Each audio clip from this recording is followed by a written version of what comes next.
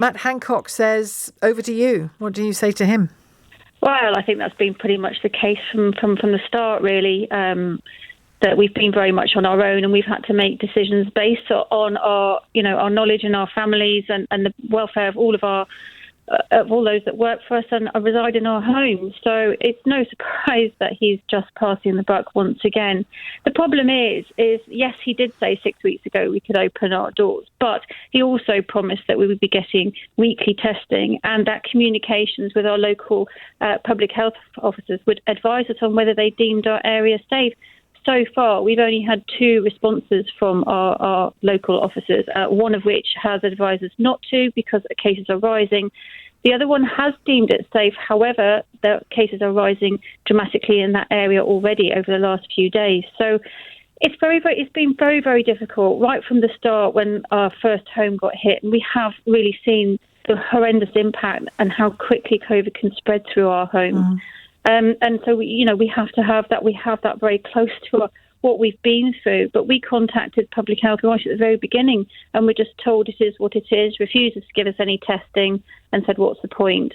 So, we feel quite bitter about that whole process. And once again, we're having to make decisions without their support.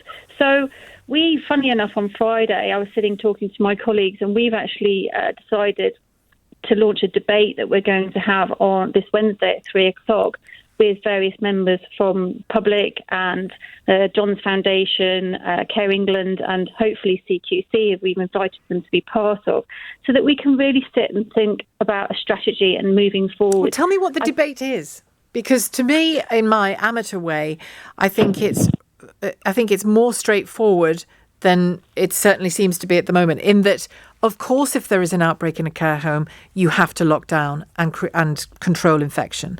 But if there isn't, then like the rest of the planet, people at home are in their 80s and vulnerable, and now family are visiting them with great care, still keeping their distance, but in the same room as them. That's certainly true in my family. Then why can't that happen safely, carefully, cautiously? Well, there is a possibility that it could. We created our own visitor pods, these glass pods outside. You may have not seen them on the news, and they've been hugely appreciated. And I know our families have really relished in that face-to-face contact. Obviously, there is that one-to-one contact, being able to hug your family member, and lots of people with dementia not understanding that the glass partition in the middle.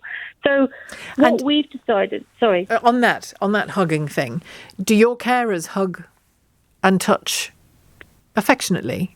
Well, of course they do. But are they tested every day or every week? Well, this is the major problem, and this is what I mentioned at the beginning. We were promised Now, we're getting it in some of our homes, not all of our homes, but even if we're getting it in some of our homes, say on a Sunday, a member of staff is tested, we're not getting the results till Wednesday, Thursday of that week at best. So anybody that's been in our homes in between that time could quite easily have contracted COVID if we're not getting the results.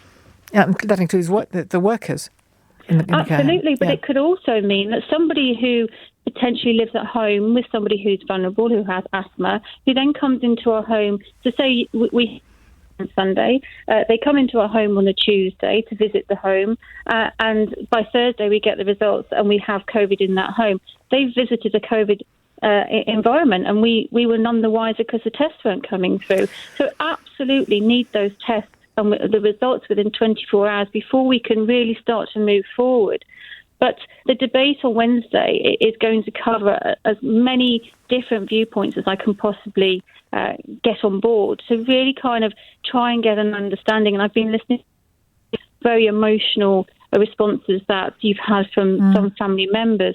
We as a company have been very, very open and honest all the way through with our families and very much try to involve them in our decisions. And this is why I feel it's necessary for us as a company to hold this debate, to really And will it be a everybody. webinar that other people can listen to? It will be, yes, it will be a webinar. And the details I'm going to be sending out on social later today. We've only just come up with the idea. It's a good idea. I want to listen in. That's why I'm asking you about the webinar. Absolutely, please do. I'd really welcome that, and I'd love to hear responses and how we can move forward.